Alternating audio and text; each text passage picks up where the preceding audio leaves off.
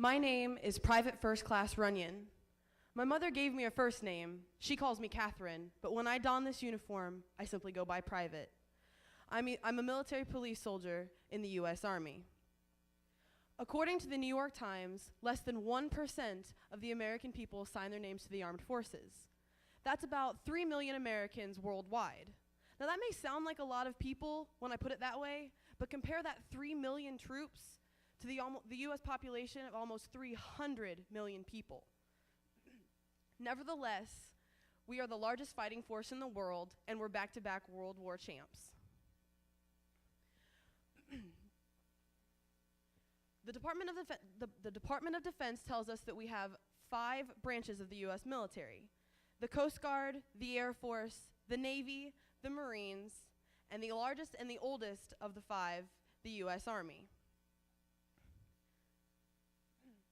People from all corners of the country sign their names to join the Army. How many of you know someone in the military? Mom, dad, brother, sister, a cousin, or a neighbor maybe?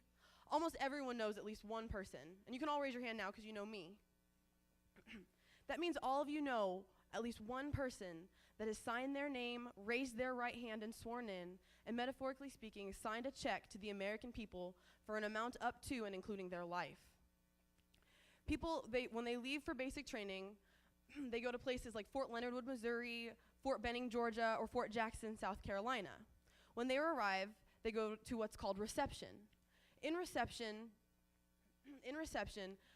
recruits receive their shots, paperwork is finalized, and they're issued their uniforms, their boots, and their ID tags. On average, reception lasts about a week.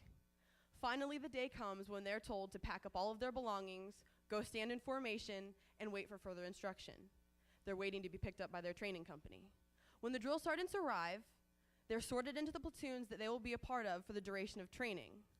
They're loaded onto buses and cattle trucks. When the doors close, it begins, the shark attack. The shark attack is a customary welcoming ceremony put on by the drill sergeants that involves a little bit of yelling and mass confusion by the unprepared recruits. When they get to their first training company, they are immersed into a world that they have never experienced before. The first 3 weeks are red phase. In red phase, they are in an environment of total control by their drill sergeants.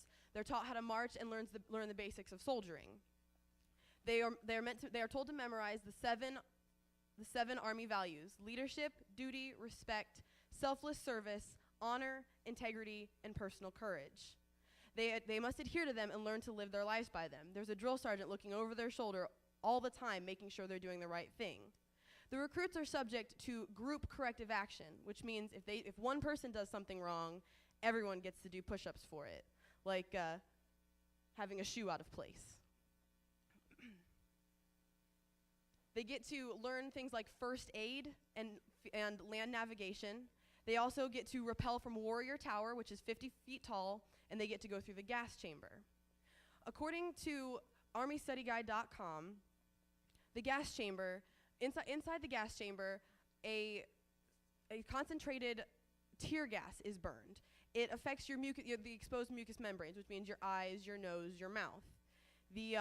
The private here on the right, that's actually me, moments after I exited the gas chamber.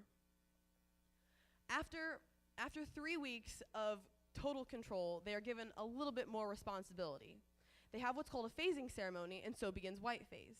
In white phase, soldiers are taught the most fundamental skill in their repertoire: basic rifle marksmanship. They learn how to fire their weapons accurately, how to disassemble and reassemble it, and how to clean every nook, cranny, and the star chamber of their weapon.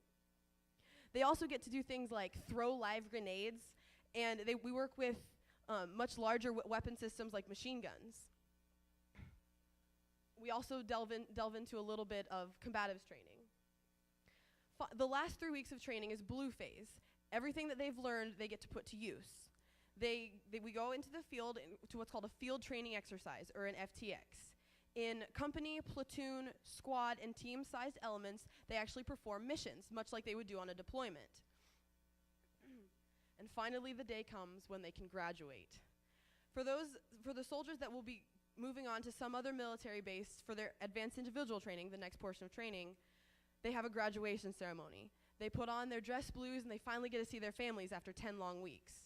For soldiers like me, training to become MPs or other jobs like infantrymen or armors, we don't get to have a graduation ceremony just yet. We have what's called a value tag ceremony.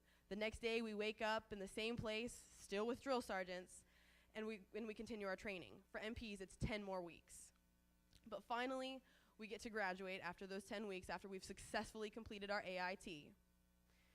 We get to see our families, we get to wear our dress blues and get up on stage in front of everyone. I still am in contact with many of the people that I went through training with. I have a bond with them unlike any relationship I have. The bond is thicker than blood. They're my brothers and sisters at arms. They're my battle buddies. I was a part of Echo Company, and I was in 2nd Platoon. We were known as the Death Dealers. The sense of pride instilled in every soldier starts in basic training and grows throughout your military career. Every experience is what you make of it. I wake up every day proud of who I am. I'm proud to be an American, and I'm very proud to be a soldier.